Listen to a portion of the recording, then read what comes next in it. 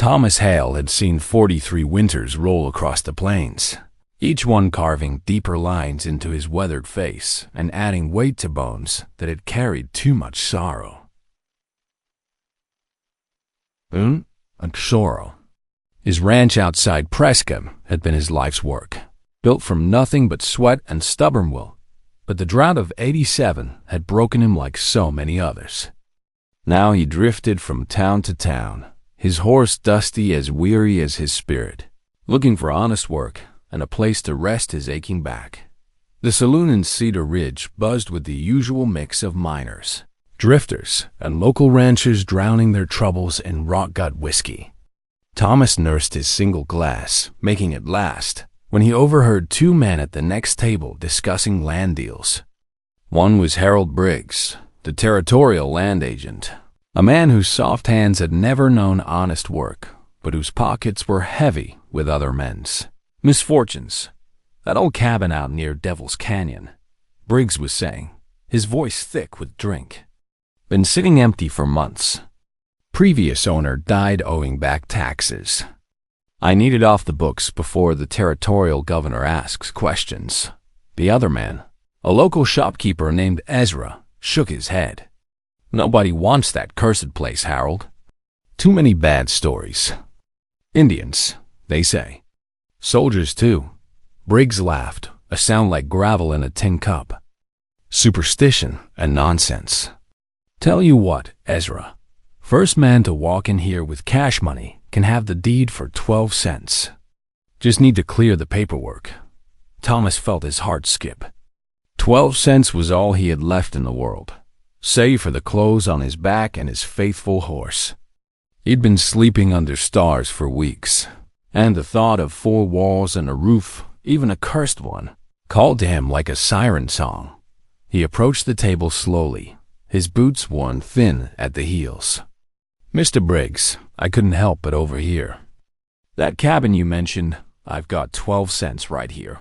Briggs looked up with bloodshot eyes, taking in Thomas's patched clothes and gaunt frame. A cruel smile spread across his face. Well, a genuine customer. You sure about this, old-timer?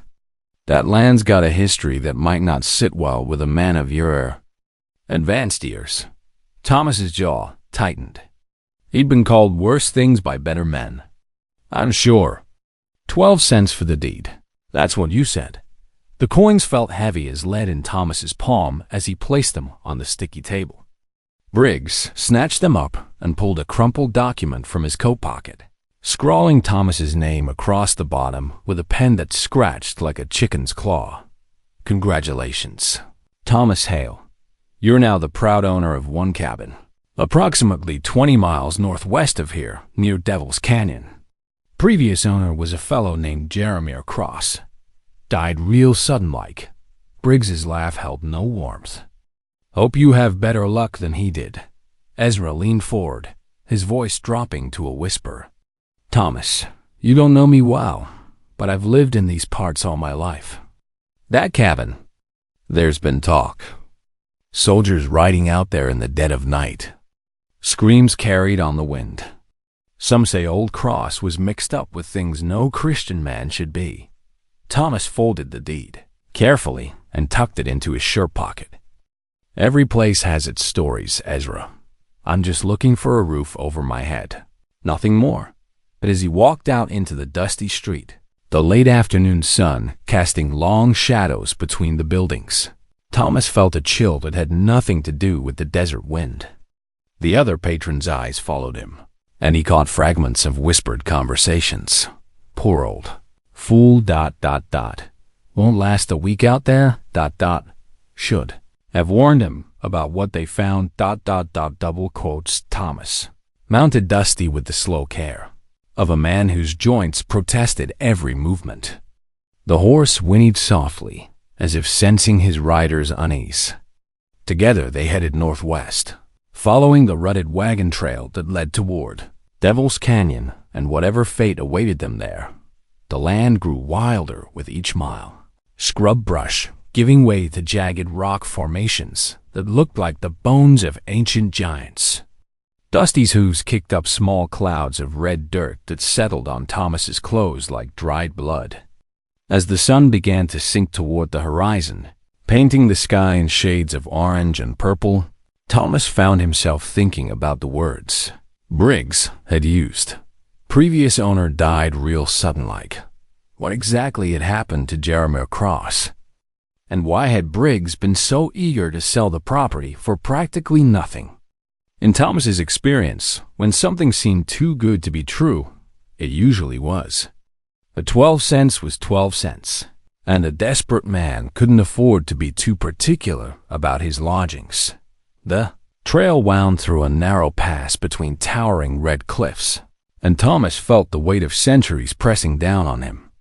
This was old land, older than the settlements and the railroad and all the dreams of manifest destiny that had brought white men west.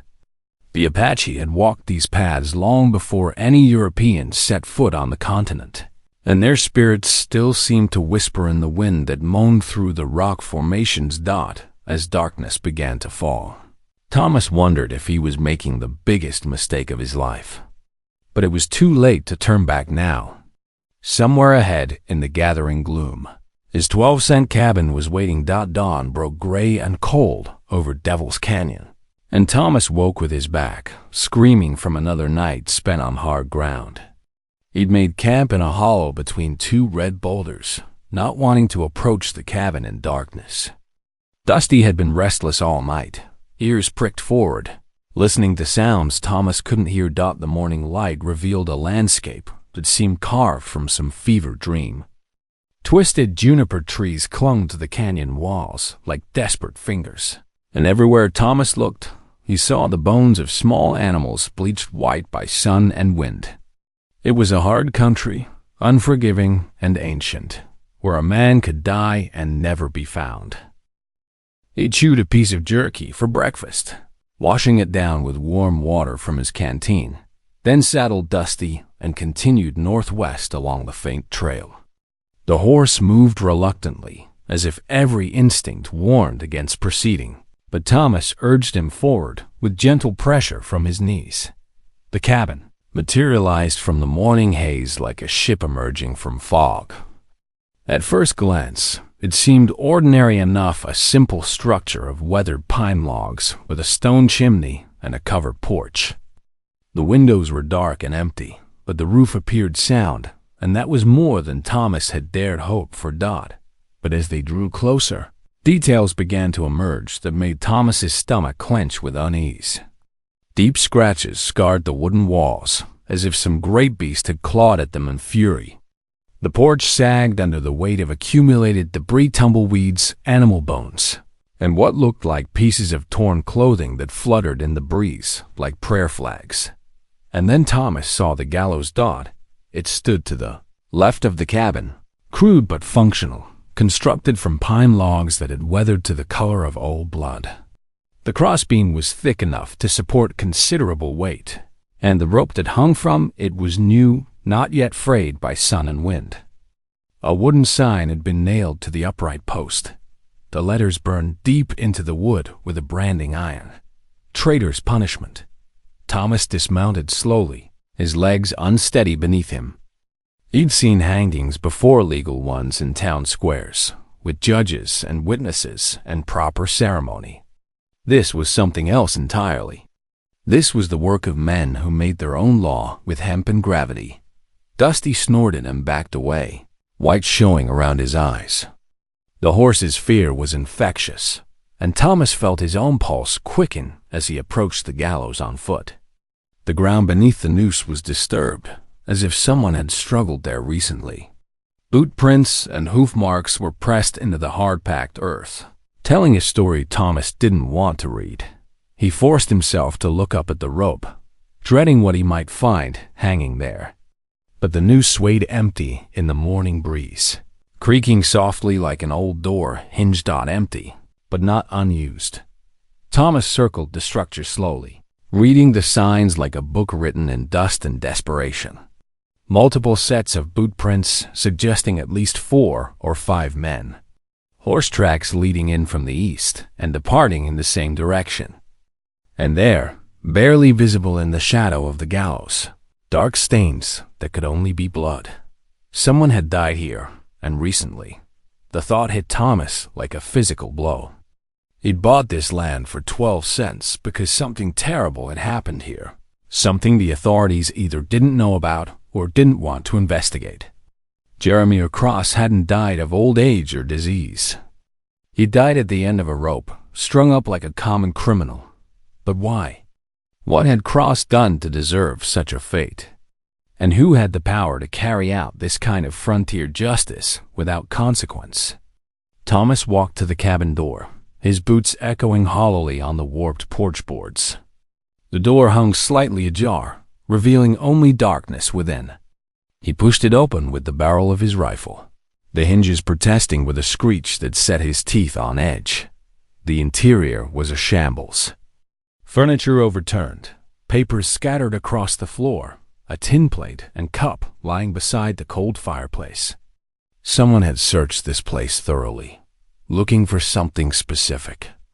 The floorboards were torn up in several places, as if the searchers had suspected hidden compartments or buried treasure. On the mantel above the fireplace, a photograph in a cracked frame showed a middle-aged man with kind eyes and a gentle smile, standing beside a tall woman whose face had been deliberately scratched out with something sharp. Thomas assumed the man was Jeremiah Cross, but who was the woman? And why had someone taken such care to obliterate her image? A piece of paper lay crumpled in the corner, and Thomas smoothed it out with careful fingers. It was a letter written in Cross's shaky handwriting. To whoever finds this, I fear my time grows short. They know what I've done, what I've helped. The woman they seek is innocent of their charges, guilty only of fighting for her people as any warrior would. If something happens to me, know that I die with no regrets. Some things are worth dying for. Some people are worth saving, no matter the cost. J. Cross. Thomas read the letter 3 times, each reading raising more questions than it answered. What woman? What had Cross done to help her? And who were they that had ultimately ended his life at the end of a rope? The answer, Thomas sensed, lay somewhere in this cursed place. He'd paid 12 cents for a deed, but what he'd really bought was a mystery written in blood and shadow, a story that wouldn't let him rest until he'd read it to the end dot. As he folded the letter carefully and tucked it into his pocket beside the deed, Thomas heard a sound that made his blood freeze. It was barely audible, little more than a whisper carried on the wind, the sound of someone breathing. Thomas froze in the cabin doorway, the letter clutched in his trembling hand. The sound came again, a soft, labored breathing that seemed to echo from somewhere behind the cabin. His first instinct was to mount Dusty and ride hard for town, leaving this cursed place and its mysteries to the desert wind. But something deeper than curiosity held him rooted to the spot. That breathing wasn't the wheeze of an old man or the quick panting of fear. It was the sound of someone in pain, someone fighting for each breath with the desperate determination of a person refusing to die. Thomas checked the loads in his rifle and stepped carefully off the porch, following the sound around the side of the cabin. What he found there drove the air from his lungs like a physical blow. She hung suspended from the gallows crossbeam, her body swaying slightly in the morning breeze. But this was no corpse left as a warning. Her chest rose and fell in shallow, agonized rhythms. And when Thomas's shadow fell across her, her eyes opened, dark eyes that burned with a fury so intense it seemed to scorch the very air. Thomas had never seen a woman like her. She was taller than any woman he'd ever encountered, with shoulders that spoke of incredible strength and muscles that corded her arms like steel cables. Her skin was bronzed by sun and weather, and her long black hair hung in tangled ropes around a face that was both beautiful and terrible in its fierce pride. Apache. He knew it instantly, not from any specific feature, but from the way she carried herself even in her current extremity. She was a warrior, a daughter of the desert, and even hanging from a rope with death creeping closer with each labored breath, She looked at Thomas with the unbroken spirit of a storm that refused to be tamed. The sign above her head made his stomach turn with its crude message: traitor's punishment. But looking at this woman, Thomas couldn't imagine what betrayal she might have committed that would justify this slow, agonizing execution. Her lips moved, forming words in a language Thomas didn't understand. Then, with tremendous effort, she forced out a single word in English, her voice like gravel scattered on stone. Water. Thomas didn't hesitate. He rushed back to the cabin and found an old tin cup, filling it from his canteen. When he returned, she was unconscious, her head lolling forward. He climbed onto an overturned crate and held the cup to her cracked lips, letting a few drops trickle into her mouth. She stirred, her eyes opening again. And this time, Thomas saw something besides fury in their depths. He saw hope, fragile as a desert flower but undeniably present. "Who did this to you?" Thomas asked, though he doubted she would understand. To his surprise, she answered in broken but clear English. "Soldiers, blue coats," said I. "Betrayed treaty," said I. "Allied raids." Her voice was getting stronger with each sip of water, and Thomas could see the life flowing back into her like a river filling after drought. But he could also see the rope burns around her neck, the raw wounds where the hemp had bitten deep into her flesh. She'd been hanging there for hours, maybe days, kept alive only by her incredible strength and her refusal to surrender. "Did you?" Thomas asked. "Did you lead raids?" A ghost of a smile crossed her lips, and when she spoke again, her voice carried a note of grim pride. "I fought. For my people. For our land. Blue coats call it ... raiding. We call it ... war."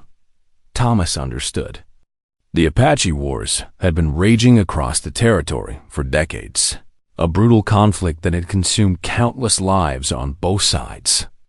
This woman was likely one of the legendary Apache warriors he'd heard about in saloons and trading posts, fighters who could appear and disappear like ghosts, striking at cavalry patrols and supply convoys before vanishing into the desert. But something about her situation didn't make sense. If the cavalry had captured such a valuable prisoner, why hadn't they taken her to a fort for interrogation? Why string her up in this remote location and leave her to die slowly? "Why here?" Thomas asked. "Why not take you to Fort Verde?" Her eyes hardened again, and when she spoke, her words carried the weight of bitter experience. "Some soldiers, no honor. They make private bargains. They were paid to make me disappear. No questions, no witnesses." The pieces began to fall into place in Thomas's mind. This wasn't an official military action. This was something darker, a private execution carried out by soldiers willing to bend their oath for the right price. But who would pay cavalry troopers to murder an Apache prisoner in secret? And what had Jeremiah Cross done to earn himself a place at the end of the same rope? Thomas drew his hunting knife, its blade catching the morning sunlight. The woman's eyes followed the movement, and for a moment, he saw fear flicker in their depths. She thought he meant to finish what the soldiers had started. Instead, he reached up and began sawing through the rope above her head. The fibers parted one by one under his blade, and when the last strand snapped, she collapsed to the ground like a felled tree, her legs too weak to support her massive frame. Thomas knelt beside her, offering the water cup again. She drank deeply this time, some of the color returning to her pallid cheeks. "What's your name?" he asked. "Anaba," she replied, the word carrying the weight of generations. "It means she returned from war." "Well, Anaba," Thomas said, helping her sit up against the cabin wall, "it looks like you've got some returning to do. But first, we need to figure out why those soldiers wanted you dead so badly they were willing to commit murder to see it done." Her eyes met his, and Thomas saw something he hadn't expected, gratitude mixed with wariness. like a wild animal that had been shown unexpected kindness, but still remembered the traps that had been set for it. "You cut me down," she said, wonder creeping into her voice. Why? Thomas thought about that question as he helped her to her feet, steadying her with a gentle hand on her elbow. Why had he cut her down? The smart thing would have been to ride away and pretend he'd never seen her. Getting involved in Apache wars and military conspiracies was a sure way to end up swinging from a rope himself. But looking at her now, seeing the fierce dignity that hadn't been broken even by hours of slow strangulation, Thomas knew he'd had no choice. Some things were simply right or wrong, and leaving a person to die like an animal was wrong no matter what uniform the executioners wore. Because, he said finally, no one deserves to die like that. Not even if they are guilty, which I'm starting to doubt you are. Anaba studied his face for a long moment, as if trying to read the truth written in the lines around his eyes. Finally, she nodded once, a gesture that somehow felt like the sealing of a pact. "Then you are my enemy's enemy," she said. "That makes you my friend, Thomas Hale." Thomas blinked in surprise. He hadn't told her his name. "How did you?" "Jeremiah spoke of you," she said, her voice growing sad. "He said a good man would come. A man with kind eyes who had lost much but not his honor. He said you would understand." The mystery deepened, but Thomas pushed his questions aside for now. Anaba was swaying on her feet, exhausted by her ordeal, and he could see that she needed rest and food before she could tell him the full story. "Come on," he said, supporting her weight as they walked toward the cabin. "Let's get you inside and see about some food. Then you can tell me exactly what Jeremiah Cross had to do with all this, and why someone was willing to pay soldiers to commit murder to keep it quiet." As they entered the shadowed interior of the cabin, Thomas felt the weight of destiny settling on his shoulders like a heavy coat. He bought this place for 12 cents, thinking he was purchasing shelter. Instead, he'd bought himself a war. Inside the cabin, Thomas helped Anaba settle onto the one chair that hadn't been overturned in the search. Her massive frame made the simple wooden seat creak ominously, but it held her weight as she leaned back and closed her eyes, drawing strength from somewhere deep within. Thomas busied himself building a fire in the stone fireplace, grateful to have something to occupy his hands while his mind raced with questions. The kindling caught quickly, casting dancing shadows on the walls and bringing a welcome warmth to the cold interior. "Tell me about Jeremiah Cross," Thomas said as he worked. "How did you know him?" Anaba was quiet for so long that Thomas thought she might have fallen asleep. When she finally spoke, her voice was heavy with grief. Jeremiah was different, not like other white men. "He came to our camp 3 months ago, alone, with no weapons. Said he had information we needed to know." She paused to accept another cup of water, her hands steadier now. "The territorial governor, he made new treaty. Said all Apache must come to reservation. Give up weapons, give up freedom. Any who refused would be hunted down like animals." Thomas nodded grimly. He'd heard rumors of such a treaty, though the details had been scarce. The territorial government had been under pressure from Washington to end the Apache wars once and for all, and forced relocation was often seen as the most efficient solution. "But Jeremiah told us something else," Anaba continued, her dark eyes reflecting the firelight. "He said some of the cavalry officers, they make private arrangements.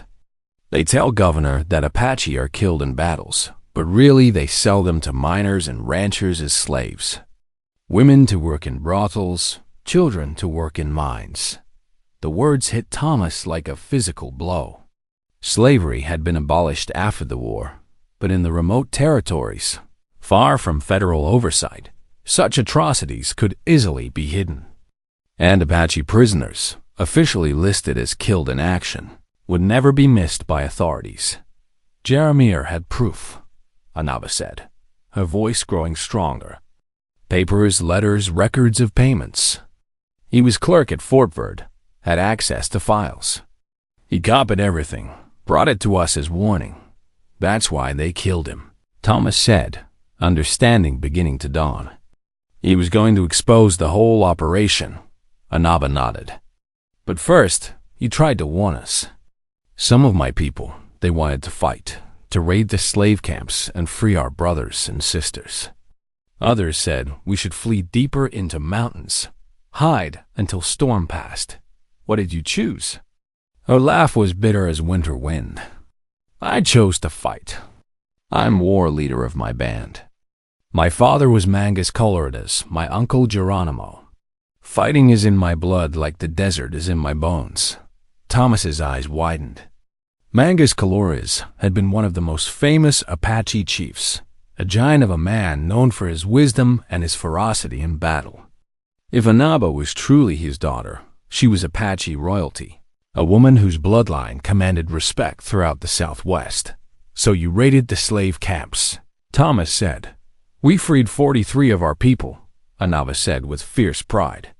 Men, women, children who had been sold like cattle. We sent them north to join Geronimo in the mountains of Mexico, and the soldiers retaliated. Captain Morrison and his men, they came for us in the night. We fought hard, but they had too many guns, too much ammunition.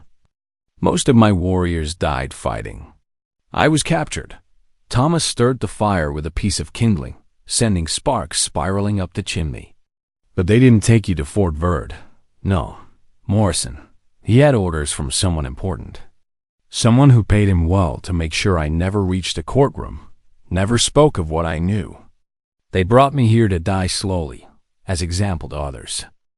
The picture was becoming clear now, and it painted a portrait of corruption that reached far beyond a few rogue cavalry officers. Someone with significant power and influence was orchestrating this operation. Someone who could give orders to military personnel and ensure that witnesses disappeared without a trace. The papers Jeremiah stole, Thomas said. Do you know what happened to them? Anaba's eyes sparked with sudden hope. He hid them, told me before he died, whispered the location while they prepared the noose. Said if anything happened to him, I should tell someone trustworthy. Where? Under the floorboards, beneath the stove. Jeremiah was a clever man.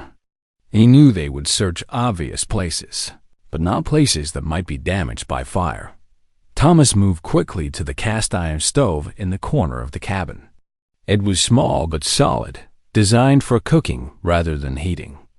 With Anaba's help, he managed to shift it aside, revealing the floorboards beneath. Sure enough, one of the boards was loose. Thomas pried it up with his knife blade, revealing a shallow cavity that contained an oilskin-wrapped bundle. Inside were dozens of documents, letters, invoices, shipping manifests, and what appeared to be a ledger book recording financial transactions.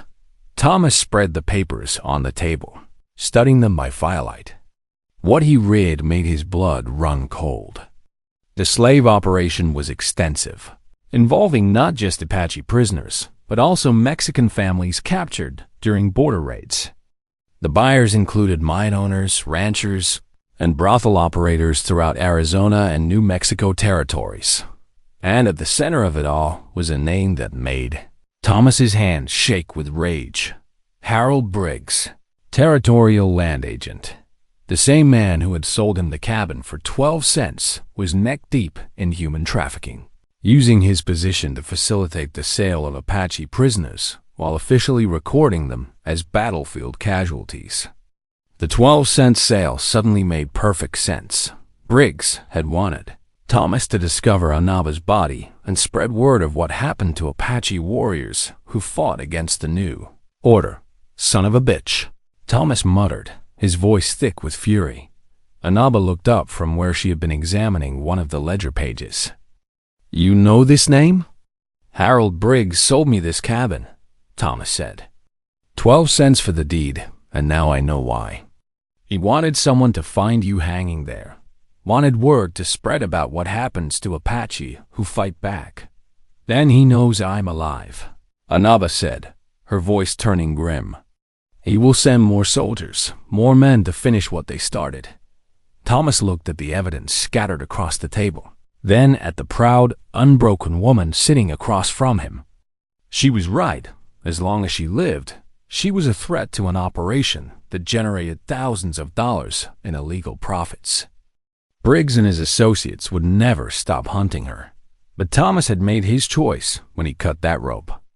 Some battles chose you whether you wanted them or not, and this was his battle now. Let them come, Thomas said, his voice carrying a steel that surprised even him. Let them all come. We have the evidence they killed to suppress, and by God, we're going to make sure the world knows what they've done. Anaba studied his face in the flickering firelight, and Thomas saw something new in her expression. Respect. You are not what I expected when Jeremiah spoke of you, she said finally. What did you expect? A tired old man looking for a place to die in peace. She smiled, and for the first time, Thomas saw warmth in that fierce expression. Instead, I find a warrior who has simply forgotten he has fight left in him. Thomas looked down at his weathered hands, at the evidence of years of hard work and harder losses. Maybe she was right. Maybe he had forgotten that some things were worth fighting for, no matter the cost. We'll need to move carefully, he said. Briggs has the local authorities in his pocket, probably the territorial government too. We need to get this evidence to someone who can act on it. The federal marshal in Phoenix, Anaba suggested. Samuel Lawson.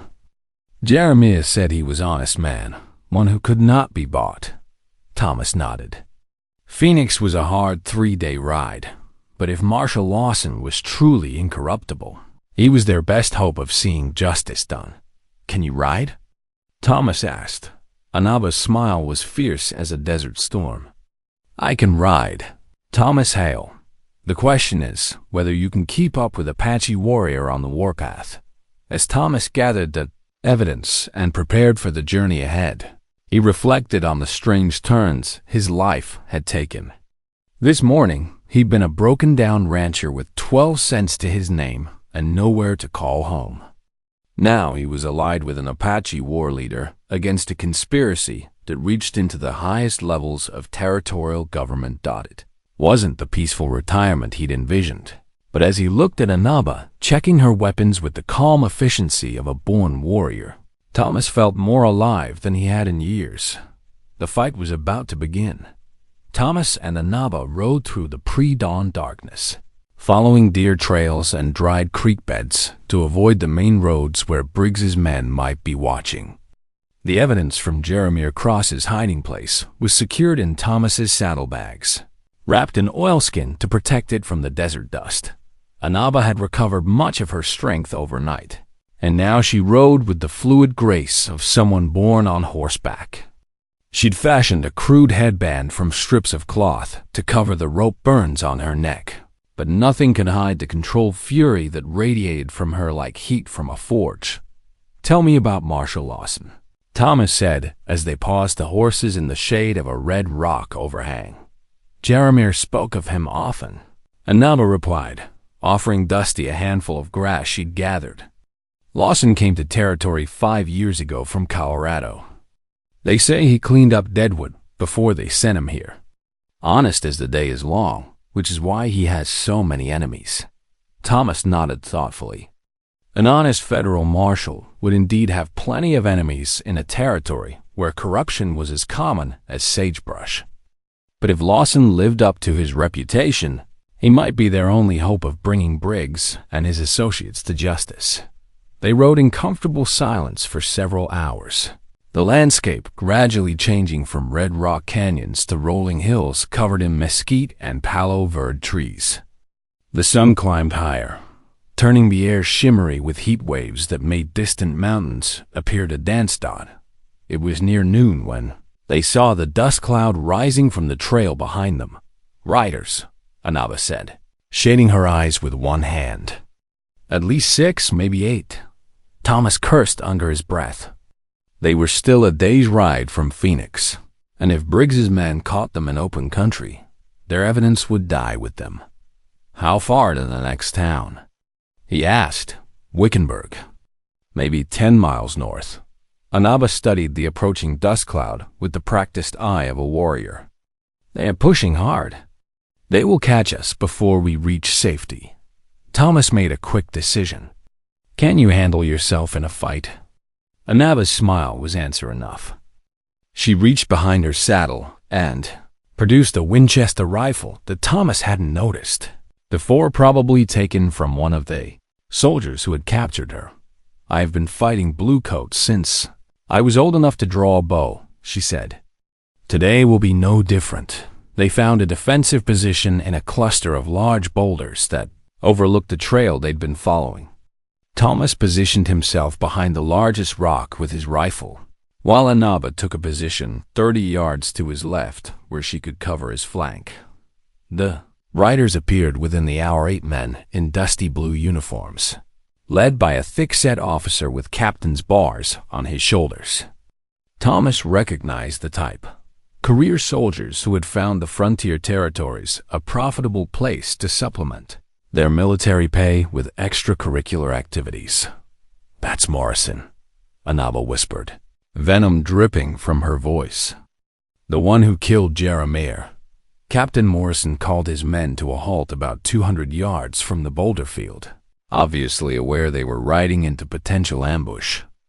Through his binoculars, Thomas could see the man's face clearly, hard features marked by years of violence, eyes that held no mercy or conscience. Thomas Hale! Morrison's voice carried clearly across the desert air. We know you're in there. Come out peaceable and maybe we can work something out. Thomas said nothing, keeping his rifle trained on the captain's chest. You've got something that belongs to us, Morrison continued. Some papers that got misplaced. Return them and ride away, and nobody has to get hurt. Except the 43 Apache you sold into slavery, Thomas muttered. Anaba had worked her way closer to the soldier's position, moving through the rocks like a ghost. Thomas could see her rifle barrel glinting in the sun as she took aim at one of Morrison's sergeants. I'm losing patience, Hale, Morrison shouted. You're harboring a murderer and a thief. That Apache bitch is wanted for killing soldiers and stealing army property. Hand her over, and we'll forget about your interference. That was enough for Thomas. He squeezed the trigger, and Morrison's hat flew from his head as the bullet passed inches above his skull. The captain dove for cover as his men scattered, returning fire with their carbines. The battle was brief, but vicious. Thomas had fought in the war between the states and knew how to make every shot count. But it was Anaba who turned the tide, appearing behind the soldiers, positioned like an avenging spirit and cutting down 3 of them before they knew she was there. When the shooting stopped, 5 soldiers lay dead in the desert dust. The remaining 3, including Morrison, had managed to reach their horses and were riding hard toward the east, leaving their dead comrades for the buzzards. They'll be back, Thomas said, ejecting the spent shells from his rifle. And next time they'll bring more men. Anaba was kneeling beside one of the fallen soldiers, going through his pockets with methodical efficiency. She pulled out a leather wallet and handed it to Thomas. Look at this. The wallet contained the usual personal effects, a photograph of a woman and children, a few dollars in territorial script, a watch that had stopped running. But tucked behind the family photograph was a folded piece of paper that made Thomas's blood run cold. It was a bank draft for $500, made out to Captain Morrison from the Territorial Development Company. In the memo line, someone had written special services rendered, Territorial Development Company. Thomas said slowly, That's Briggs's operation. He's using it to launder the money from his slave trading. Anaba found similar bank drafts in 2 other wallets, all from the same company, all for substantial amounts. The evidence was piling up, creating a clear paper trail that connected the military to the civilian authorities in a conspiracy of breathtaking scope.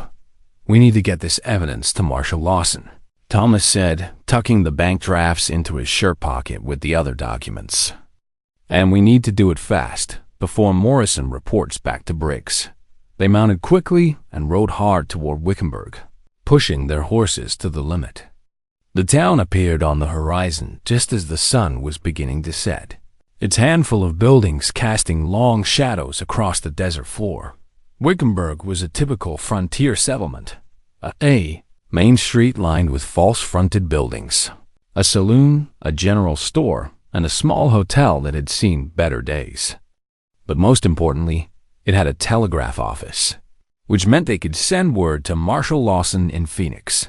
Thomas and Anaba attracted curious stares as they rode down the main street. A white man traveling with an Apache woman was unusual enough to draw attention, but Anaba's commanding presence and the fresh bullet holes in Thomas's coat made it clear this wasn't a social visit. The telegraph operator, a nervous man named Fletcher, looked up from his key as they entered his small office. Need to send an urgent message to Federal Marshal Samuel Lawson in Phoenix, Thomas said, placing a silver dollar on the counter. Fletcher's eyes widened as he took in Anaba's appearance. I'm not sure I can send messages for Indians, sir. Territorial regulations, you understand. Thomas leaned forward, his voice dropping to a dangerous whisper. That woman is under federal protection as a witness in a criminal investigation. If you refuse to send our message, you'll be obstructing a federal marshal in the performance of his duties. Is that really a fight you want to pick? Fletcher swallowed hard and reached for his pencil. What's the message, sir? Thomas dictated carefully. Marshal Lawson. Have evidence of territorial corruption involving human trafficking and murder. Request immediate meeting Phoenix. Lives in danger. Thomas Hale and witness. As Fletcher tapped out the message, Thomas noticed a familiar figure entering the saloon across the street. Harold Briggs, looking travel-worn and angry. The land agent must have ridden hard from Cedar Ridge after receiving word from Morrison. Trouble, Thomas murmured to Anaba. Nodding toward the saloon don, she followed his gaze, and her hand moved instinctively to her rifle. He has brought friends. Thomas counted at least 6 men filing into the saloon behind. Briggs, a mix of territorial rangers and hired guns who looked capable of extreme violence. They were being surrounded, and the small telegraph office would be a death trap if it came to a fight. Message sent, sir, Fletcher said, his voice shaking slightly. Marshal Lawson should receive it within the hour. Is there a back way out of here? Thomas asked. Fletcher pointed to a door behind his desk. Leads to the alley. But mister, I don't want any trouble in my office. Neither do we, Thomas assured him. Just keep your head down and forget you ever saw us. They slipped out the back door into the narrow alley that ran behind the Main Street buildings. The shadows were deep here, providing temporary concealment, but Thomas knew it wouldn't last long. Briggs would have the whole town searched within minutes.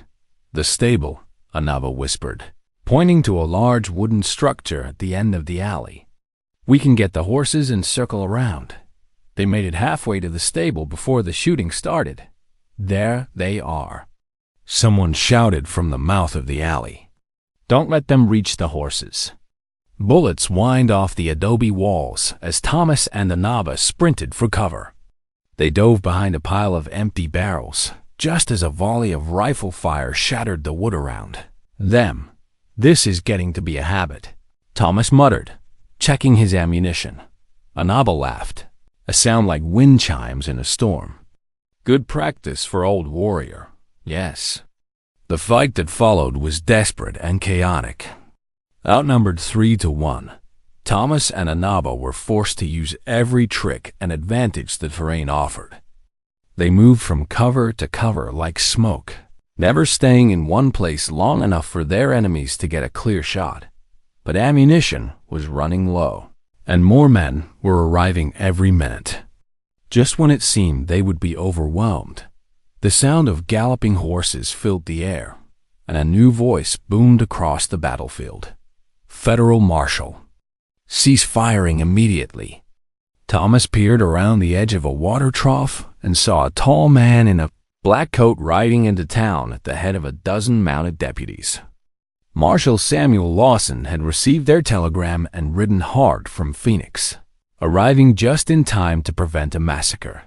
The shooting stopped abruptly as Briggs's men found themselves facing federal authority. In the sudden silence, Thomas could hear his own heart hammering against his ribs. Harold Briggs. Lawson's voice carried the authority of federal law. You and your men will drop your weapons and submit to arrest. On what charges? Briggs called back, though Thomas could hear the desperation creeping into his voice. Human trafficking, conspiracy to commit murder, and about a dozen violations of federal territorial law. We have evidence, Briggs. Documents and witness testimony that will put you away for the rest of your natural life. Thomas stood slowly, his hands visible, but still holding his rifle. Marshal Lawson. Thomas Hale here. We have the evidence you need. Lawson dismounted and strode toward them, his deputies keeping their weapons trained on Briggs's men. He was exactly what Thomas had hoped for, a man whose reputation for honesty was written in every line of his weathered face. Mr. Hale, and you must be the witness mentioned in your telegram. He nodded respectfully to Inaba. Ma'am, her name is Inaba, Thomas said. Daughter of Mangus Colordas and the last survivor of a massacre, orchestrated by Captain Morrison and his men. Lawson's eyes hardened. Morrison? I've been trying to build a case against that butcher for months. What do you have? Thomas handed over the bundle of documents they'd recovered from Jeremiah Cross's hiding place, along with the bank drafts taken from the dead soldiers. Lawson examined them quickly, his expression growing grimmer with each page. This is enough to hang them all, he said finally. Banking records, shipping manifests, correspondence. It's all here. The whole conspiracy laid out in black and white. From across the street, Briggs made one last desperate play. Marshal, you can't trust the word of a savage. That Apache woman is a murderer and a terrorist. She's killed dozens of innocent settlers. Inaba stepped forward, her voice carrying clearly in the desert air. I fought for my people against those who would enslave us. If that makes me a terrorist, then I wear the name with pride. But I never sold children to work in mines. I never hanged innocent men for profit. That shame belongs to you, Harold Briggs. Lawson looked from Inaba to the documents in his hands, then back to Briggs. When he spoke, his voice carried the weight of final judgment. Harold Briggs, by the authority vested in me by the territory of Arizona and the United States government, you are under arrest for conspiracy, human trafficking, and accessory to murder. You have the right to remain silent, though I doubt that will last long once we start questioning your associates.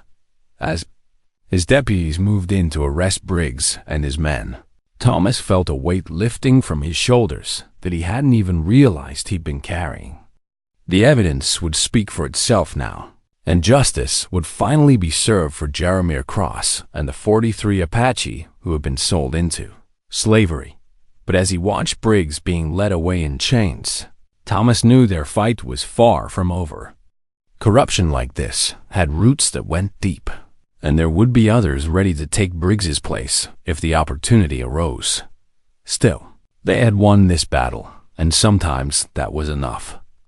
Sometimes one honest man and one proud woman could stand against the darkness and make a difference. Thomas looked at Inaba, who was watching the proceedings with the satisfaction of a warrior who had seen her enemies defeated. What will you do now? He asked. She smiled, and for the first time since he'd cut her down from that rope, Thomas saw peace in her eyes. Now, she said, I go home. My people are waiting in the mountains of Mexico, and they need to know that justice can still be found in this land. Even for Apache, Marshal Lawson established his temporary headquarters in Wickenburg's small hotel, commandeering the entire second floor for interrogations and evidence processing.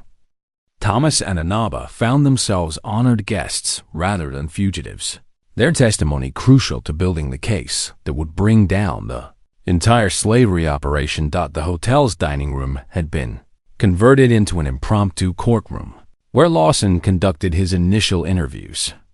Thomas sat across from the marshal, the recovered documents spread between them like the pieces of a deadly puzzle finally coming together. "This is extraordinary work, Mr. Hale," Lawson said, studying a ledger that detailed payments to various military personnel. "These records go back 3 years. Briggs wasn't just running a small operation. This was systematic, organized trafficking on a massive scale." Through the window, Thomas could see Briggs pacing in his jail cell, still trying to maintain his innocence despite the overwhelming evidence. The land agent's confident demeanor had cracked completely when faced with his own handwriting documenting the sale of human beings. "What about Captain Morrison?" Thomas asked. "He's still out there with what's left of his command, already taken care of," Lawson replied with satisfaction. "I sent a telegram to Fort Verde as soon as we arrived." Morrison and his surviving men rode straight into a squad of honest soldiers who were waiting for them. They're in military custody now, facing court-martial for murder and conspiracy. Anaba entered the dining room carrying a cup of coffee, moving with the fluid grace that had allowed her to outfight seasoned cavalry troops. The hotel staff had been initially nervous about serving an Apache, but her quiet dignity and obvious intelligence had quickly won them over. "The woman in the next cell is talking," she reported, settling into a chair beside Thomas. "The one who ran the brothel in Tucson. She says there are more camps, more places where our people are being held." Lawson leaned forward, his interest sharp. "How many more?" She spoke of a mine near Tombstone, a ranch outside Yuma, and a logging camp in the mountains north of Flagstaff. All using Apache and Mexican slaves, all paying Briggs for protection from territorial authorities. The scope of the conspiracy was staggering. What they had uncovered wasn't just a local corruption scandal. It was a territory-wide network that had been operating with impunity for years, protected by bought officials and corrupt military officers. "We'll need to move fast," Lawson said, already reaching for paper to draft new telegrams. "If word gets out about Briggs's arrest, the other operations will scatter like quail. I'll need federal troops, honest ones, to hit all the locations simultaneously." Thomas watched the marshal work, impressed by his efficiency and determination. Here was a man who understood that justice delayed was justice denied, who was willing to risk his career to do what was right. "What about compensation for the victims?" Thomas asked. "These people have lost years of their lives. Families have been torn apart." Lawson paused in his writing. "That's a harder question. The territorial government will claim they had no knowledge of the slavery operations, which is probably true for most officials. The federal government will say it's a territorial matter, and the people directly responsible are either dead or broke. Except for Briggs," Anaba said quietly. "He has property, money in banks. He grew rich on the suffering of my people." "You're right," Lawson agreed. "And that's exactly what we'll go after. Every asset Briggs owns, every property, every bank account, it will all be seized as proceeds from criminal activity. Whatever we recover will go to helping the victims rebuild their lives." The next 3 days passed in a whirlwind of activity. Federal troops arrived from forts across the territory, carefully selected for their integrity and led by officers Lawson trusted personally. Coordinated raids struck the slave operations in Tombstone, Yuma, and Flagstaff, freeing over 100 Apache and Mexican prisoners. Thomas found himself appointed as a special deputy, helping to coordinate the complex operation from Wickenburg. It was exhausting work, but deeply satisfying to see justice finally being served after so many years of corruption and abuse. Anaba proved invaluable as a translator and cultural liaison, helping freed Apache prisoners understand that they were truly safe and no longer property to be bought and sold. Many of the rescued women and children had given up hope of ever seeing their families again. and their tears of joy when reunited with relatives who had thought them dead moved even the hardest federal soldiers to emotion. On the fourth day, as the last of the slave camps was liberated, Lawson called Thomas and Anaba to his makeshift office for a final meeting. "The investigation will continue for months," he said, settling behind a desk covered with evidence and reports. "But the backbone of the operation is broken. Briggs will hang. Morrison and his men will face military execution, and their network of corrupt officials is being rolled up across the territory." "What about the broader issue?" Thomas asked. "This couldn't have happened without systemic failures in the territorial government." Lawson nodded grimly. "You're right, and that's being addressed at the highest levels. The territorial governor has been recalled to Washington for questioning, and there will be a complete reorganization of the territorial administration. Federal oversight will be increased significantly." He turned to Anaba, his expression respectful. "Ma'am, I want you to know that the federal government is prepared to offer substantial compensation to you and the other Apache victims. It won't bring back the dead or undo the suffering, but it's something." Anaba was quiet for a long moment, staring out the window at the desert landscape that had witnessed so much pain and injustice. When she spoke, her words carried the weight of her heritage and her loss. "Money cannot bring back my warriors who died fighting Morrison's men. It cannot heal the children who were torn from their mother's arms. But if it can help my people rebuild, if it can give us a chance to live with dignity on our own land, then it has value. There's something else," Lawson said, pulling out an official-looking document. "The federal government is prepared to grant your band legal recognition and protected status. You would have the right to establish a reservation in the location of your choosing, with federal guarantees of your sovereignty and security." Thomas saw tears forming in Anaba's eyes, the first time he'd seen her show such vulnerability. For a people who had been hunted and persecuted for decades, the offer of legal protection and their own land was almost beyond belief. "Where would you choose?" Thomas asked gently. "The mountains where my people wait," she said without hesitation. "The sacred places where our ancestors walked, where the spirits of our warriors can find peace. We have hidden there so long, it would be good to call it home openly." Lawson made notes on his pad. "I'll ensure the paperwork is prepared immediately. Given your cooperation in this investigation and the injustices your people have suffered, I don't expect any resistance from Washington." As the meeting concluded and plans were made for the future, Thomas felt a strange mixture of satisfaction and melancholy. The immediate crisis was over, justice was being served, and Anaba's people would finally have the security they deserved. But he also realized that his role in this extraordinary story was coming to an end. He had bought a cabin for 12 cents and found himself in the middle of a war for justice. Now that war was won, and it was time to think about what came next for a tired old rancher whose life had been unexpectedly transformed by fate and conscience. That evening, as he and Anaba sat on the hotel's front porch watching the sunset paint the desert in shades of gold and crimson, she seemed to read his thoughts. "You are thinking of what comes after," she said, not looking at him. "I suppose I am. This has been the most meaningful thing I've done in years, maybe in my whole life. Hard to imagine going back to just existing." Anaba turned to face him, her dark eyes serious. "Then do not go back. Come with me to the mountains. My people owe you a debt that can never be repaid. You would be honored among us, given a place of respect and purpose." Thomas was deeply moved by the offer, but he shook his head slowly. "I'm grateful, Anaba, more grateful than I can say. But I'm not Apache, and your people need to rebuild without depending on outsiders, no matter how well-meaning." She nodded, understanding. "Then what will you do?" Thomas looked out at the vast landscape stretching to the horizon, thinking of all the injustices that still existed in the world. All the people who needed someone to stand up for them when no one else would. Marshal Lawson offered me a permanent position as a federal deputy, he said finally.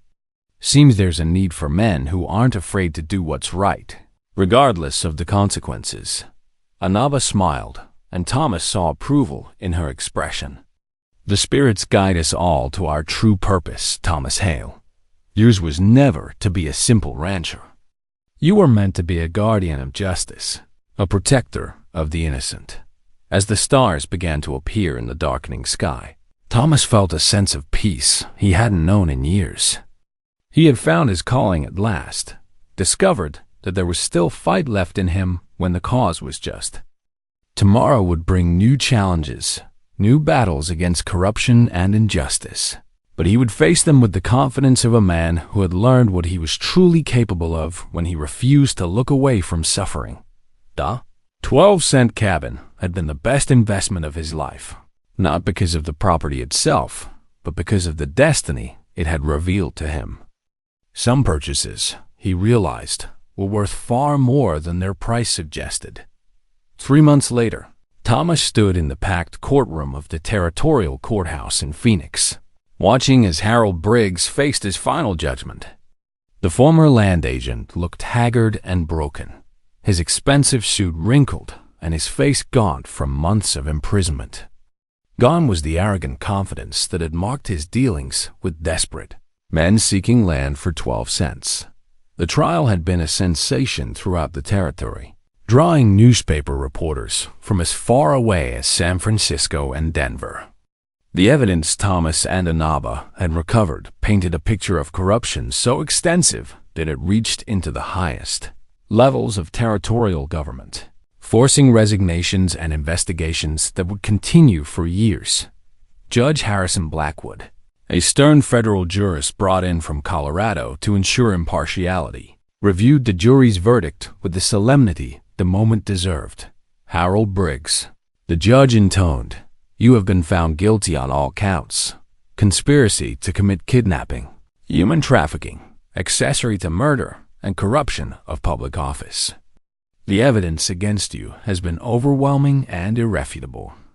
In the gallery, Thomas sat beside Marshal Lawson, wearing the silver star of a federal deputy that had become his badge of honor over the past months. The work had been hard, but deeply satisfying, breaking up remaining pockets of the slavery network, investigating corruption complaints, and slowly rebuilding trust between the federal government and the territory's diverse population.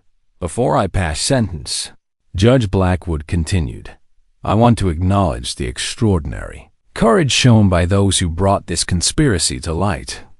Thomas Hale, a simple rancher who could have looked the other way, instead chose to risk everything for justice. And Anaba, daughter of Mangas Coloradas, who survived torture and near death to ensure her people's suffering would not be forgotten. Anaba sat in the front row, dressed in a simple but elegant dress that somehow enhanced rather than diminished her commanding presence. She had testified for 2 days, her clear, precise English and unshakable dignity, forcing even the most prejudiced observers to respect her account of the atrocities committed against her people. The defendant's crimes, the judge said, turning back to Briggs, represent a betrayal not only of his oath of office, but of the fundamental principles upon which this nation was founded. The systematic enslavement of Apache and Mexican families, the corruption of military personnel, and the murder of witnesses strike at the very heart of civilized society. Briggs's lawyer, a nervous man from Tucson who had taken the case for the publicity, made one last attempt at mitigation. Your Honor, my client has cooperated fully with federal authorities. He has provided information that led to the arrest of numerous other conspirators. Surely this merits some consideration. Consideration? Judge Blackwood's voice cracked like a whip. Your client cooperated only after being confronted with irrefutable evidence of his crimes. His information was provided solely to reduce his own punishment, not from any genuine remorse or desire for justice. The courtroom fell silent as the judge prepared to deliver sentence. Thomas found himself thinking of Jeremiah Cross, the clerk who had died trying to expose this conspiracy, and of all the Apache and Mexican families who had suffered in the slave camps. This moment was for them as much as for the living. "Harold Briggs," Judge Blackwood said with finality, "I hereby sentence you to death by hanging. Said sentence to be carried out 1 month from today. May God have mercy on your soul, for this court has none." The courtroom erupted in a mixture of cheers and shocked gasps. Briggs collapsed into his chair as if the weight of his crimes had finally caught up with him, while his lawyer frantically scribbled notes for what would undoubtedly be a futile appeal. Outside the courthouse, Thomas and Inaba stood in the afternoon sunshine, watching as reporters questioned Marshal Lawson about the ongoing investigations into territorial corruption. "It's over," Thomas said, feeling a weight lift from his shoulders that he'd been carrying since that first day at the 12-cent cabin. "This part is over," Inaba corrected. "But the work of healing will take generations. My people must learn to trust again, to believe that justice is possible even for Apache." She was right, of course. The legal victory was important, but the deeper work of rebuilding trust and creating a more just society would require the efforts of many people over many years. "How are things in the mountains?" Thomas asked. The Apache band had indeed received federal recognition and protection, establishing their reservation in the remote peaks where they had hidden for so long. "Good. Hard, but good. The children are learning to read and write English while also learning the old ways from the elders. We are building a school, a clinic, homes that will last through many winters." Her smile was warm with pride. "We are becoming a people again, not just survivors. And you? Have you found peace there?" Inaba considered the question seriously. "I have found purpose. As war leader, I protected my people in battle. Now I protect them in peace, learning the white man's laws and customs so we can navigate this new world without losing ourselves." Marshal Lawson approached them as the crowd began to disperse. "Fine work, both of you. The federal prosecutor says this case will be studied for years as an example of how corruption investigations should be conducted. What's next?" Thomas asked. "There's talk of establishing a permanent federal task force to investigate corruption in the Western Territories. The Attorney General in Washington wants to offer you both positions, you as field coordinator, Miss Inaba as cultural liaison and translator." Thomas looked at Inaba, seeing his own surprise reflected in her eyes. The offer was both flattering and daunting, representing a chance to make their fight for justice a permanent mission rather than a single victory. "I'm honored," Inaba said carefully, "but my first responsibility is to my people. They need stability now, not another leader who disappears into the white man's world." Lawson nodded respectfully. "The offer stands indefinitely, and it could be structured to allow you to spend most of your time on the reservation, traveling only when your specific expertise is needed." "What about you, Thomas?" she asked. "This is the work you were meant to do." Thomas thought about the months since leaving that 12-cent cabin, about the satisfaction he'd found in standing up for the powerless against the corrupt and cruel. It was indeed the work he was meant to do, even if he discovered it later in life than most men found their calling. "I accept," he said simply. "But I want the same flexibility Inaba mentioned.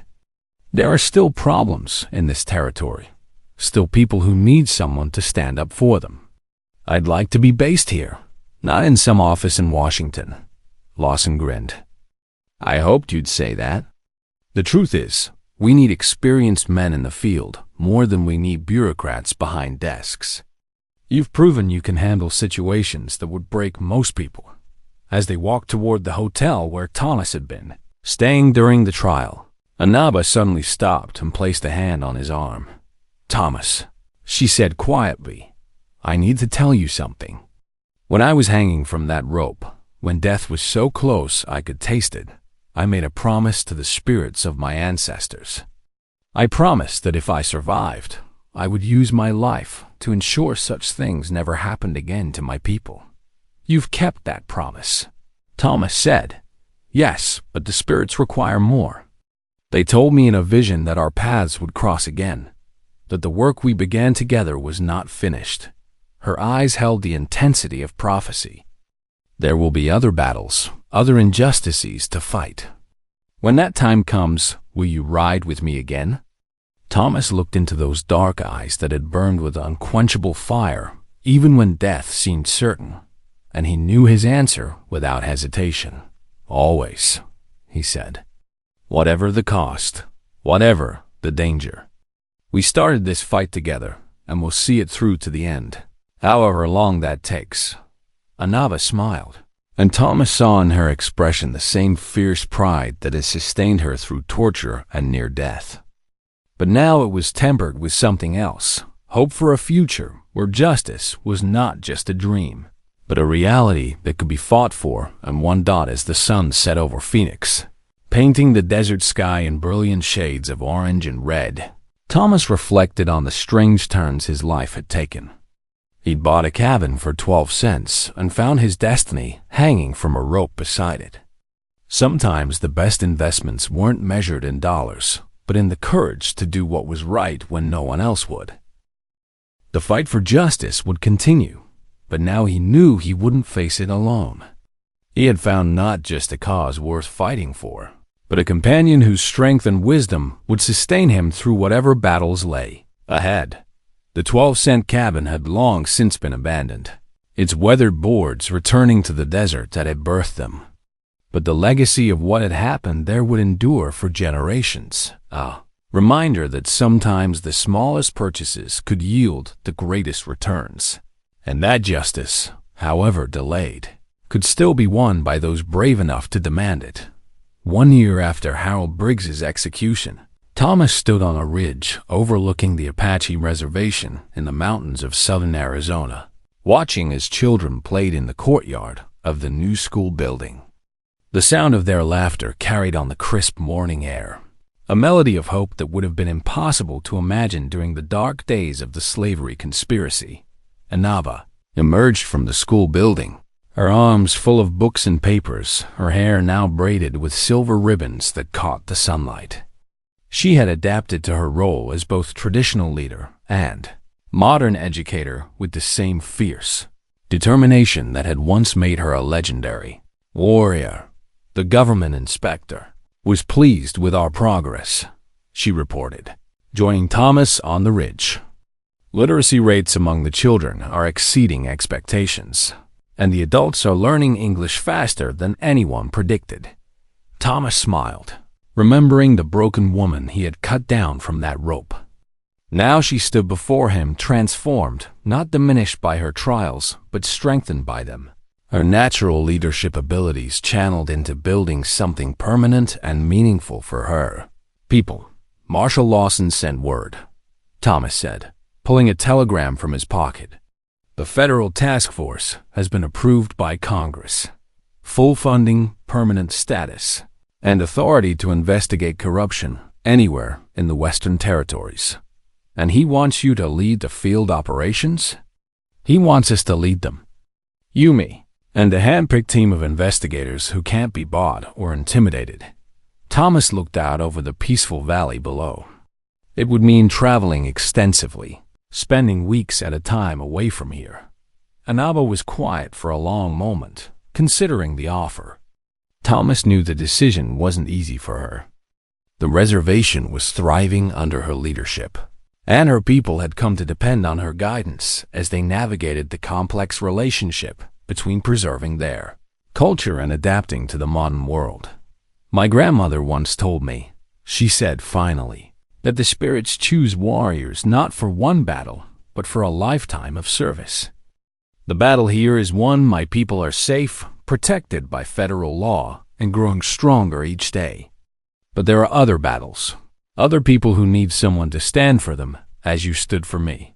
Thomas heard the decision in her voice before she spoke it aloud. I accept. But I have conditions. The task force must include Apache and Mexican investigators, people who understand the cultures of those most vulnerable to exploitation. And we must have authority to prosecute federal officials as well as territorial. One's corruption has no boundaries. Lawson anticipated that. He's already recruiting bilingual investigators and legal experts from across the Southwest. The Attorney General has given us unprecedented authority to investigate anyone at any level who abuses their position for personal gain. They walked down from the ridge together, past the new clinic where Apache healing traditions were being combined with modern medicine, past the workshops where young men learned trades that would make them economically independent, past the council house where tribal decisions were made through a blend of traditional, consensus and democratic process at the reservation's main gate.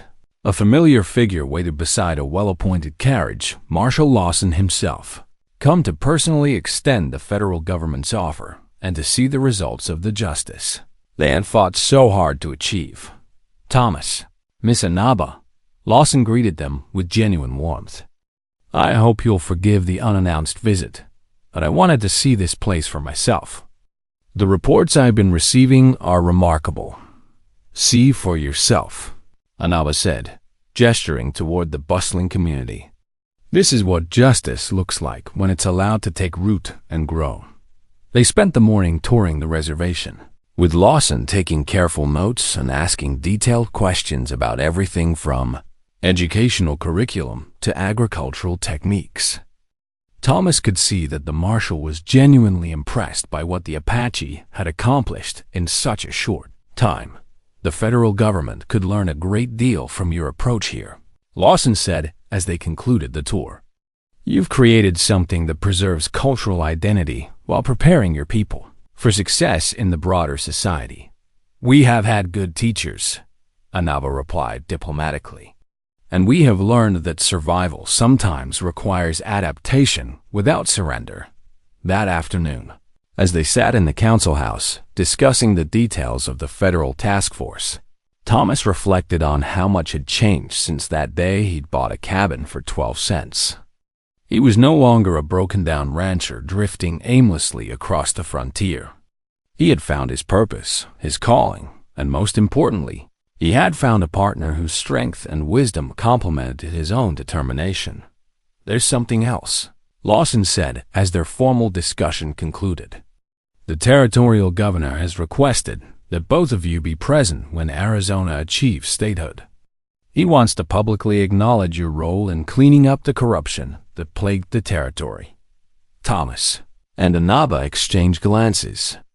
The idea of being honored by the same government that had once turned a blind eye to slavery and murder seemed ironic, but it also represented something important, a recognition that justice was not the exclusive province of any one race or class. We'll be there, Thomas said, but not as heroes, as reminders that the work of justice is never finished. The constant vigilance is the price of freedom for all people. As the sun began to set behind the mountains, painting the sky in brilliant shades of red and gold, Thomas walked with Inaba to the cemetery where the Apache honored their ancestors. New graves had been added, warriors who had died fighting, Morrison's men, elders who had passed during the difficult transition to reservation life, children who had not survived the trauma of their enslavement. But there were also new births, new marriages, new beginnings that spoke to a people's determination not just to survive, but to thrive. The balance was shifting toward hope, toward a future where Apache children could grow up with dignity and opportunity. Jeremiah Cross would be proud, Thomas said, kneeling to place a wild flower on a grave marked with a simple wooden cross. The clerk's body had finally been found and brought here for burial among the people he had died trying to protect. He is proud, Inaba corrected softly.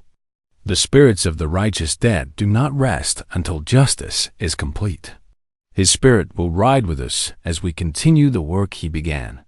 As they prepared to leave the cemetery, a young Apache boy approached them shyly, carrying a piece of paper covered with careful pencil markings. He offered it to Anaba with the formal courtesy his elders had taught him. "I wrote a story about the hanging tree," he said in clear English. "My grandmother told me what happened there, how the brave warrior woman was saved by the kind white man."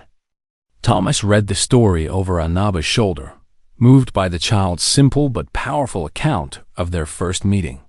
In the boy's version, the gallows had been destroyed by lightning sent by the spirits, and the rope burned away by sacred fire. It was mythology in the making, truth transformed by time and telling into legend. "It's a good story," Anaba told the boy solemnly. "But remember that the real lesson is not about heroes and spirits. It's about ordinary people choosing to do what's right, even when it's dangerous." The boy nodded seriously, then ran back to join his friends at play.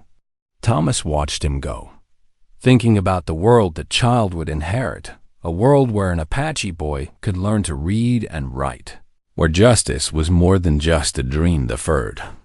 "Ready for the next chapter?" Anaba asked, adjusting the silver star on Thomas's vest that marked him as a federal deputy. Thomas looked out over the reservation one last time, then up at the stars beginning to appear in the darkening sky. Somewhere, out there, other injustices were being committed. Other people were suffering in silence, waiting for someone to care enough to act. "I've been ready since the day I cut you down from that rope," he said. "Some fights choose you, whether you want them or not. And once you've seen what evil men can do when good men do nothing, you can never just walk away again." They mounted their horses and rode toward the reservation gate, where federal agents waited to escort them to their first official assignment. Behind them, the lights of the Apache settlement twinkled like earthbound stars, a beacon of hope in the vast darkness of the desert. The 12-cent cabin was gone now, its weathered boards reclaimed by the elements, but its legacy lived on in every child who learned to read in the reservation school, in every family reunited after the slave camps were liberated, in every corrupt official who now thought twice before abusing their power. Thomas had learned that some investments paid dividends far beyond their initial cost. He had bought a deed for 12 cents and discovered that the real value lay not in the land itself, but in the courage to act when action was needed, in the willingness to stand with the oppressed against their oppressors, and in the understanding that justice delayed was not justice denied, not as long as there were people willing to fight for it. As they rode into the night toward whatever challenge awaited them, Thomas felt the satisfaction of a man who had found his true calling. The frontier was changing, becoming more civilized, more just, and he and Anaba had played their part in that transformation. But their work was far from over. Somewhere in the darkness ahead, other victims waited for rescue. Other conspiracies needed to be exposed. Other battles for justice needed to be fought.